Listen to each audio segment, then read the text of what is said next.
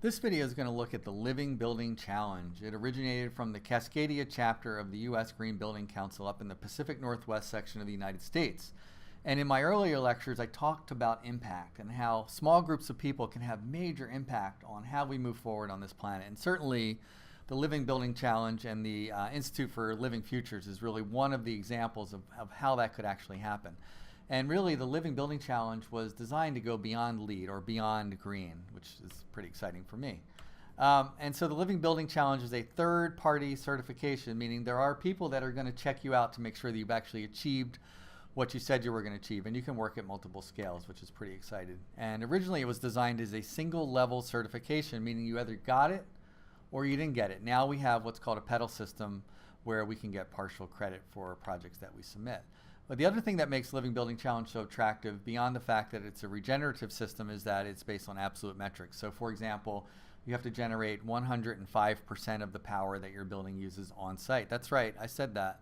105%, meaning not only do you have to generate the energy you need, but 5% more. And that's an absolute metric as opposed to something like LEED, for example, which uses a relative metric from a baseline. Now, the Living Building Challenge is a multi-attribute system, meaning it's looking at lots of different things holistically and in terms of how they interconnect. So there you see beauty and inspiration. What do you mean beauty? You can't measure a beauty.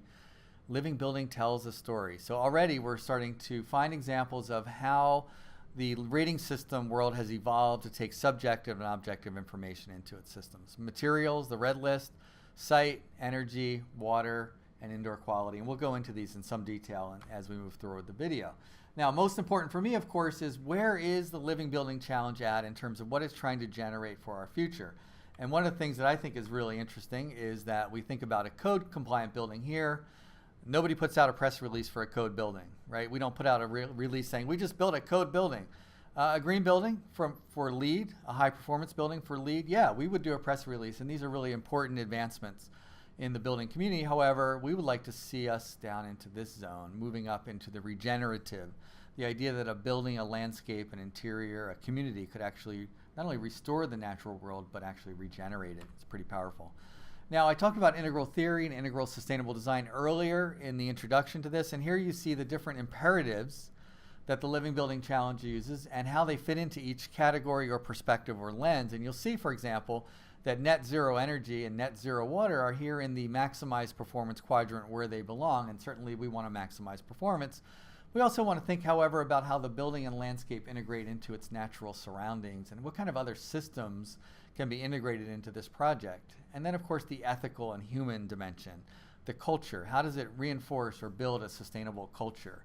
And finally, beauty and spirit and education. How do we begin to think about the design project as something that's intrinsically beautiful and therefore more sustainable over the long term? So, Living Building Challenge is really a powerful, transformative rating system that can really help us rethink how we view buildings and communities into the future. And following this short video, we're going to have a little bit of a longer video that will go into the pedals themselves in some level of detail, and then finally a case study of a project that I worked on briefly back in the early 2000s, which is now getting built, to show how Living Building Challenge plays out in actuality.